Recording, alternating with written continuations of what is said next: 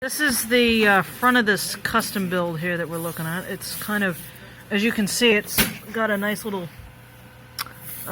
door there, and then that, and then that opens, and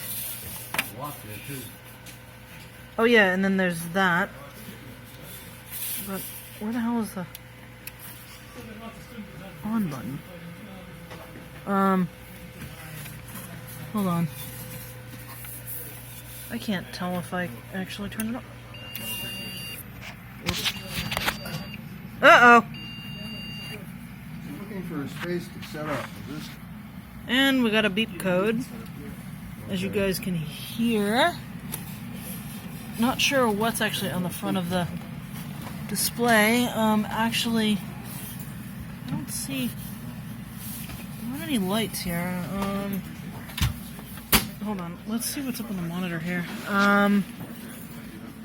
And of course the monitor is dark as well. So I have a feeling that we have some incompatible memory or something going on here, because there's nothing really happening. There's nothing happening on the screen. It's just sort of sitting here. Well, folks, let's try to figure out what's going on with this thing.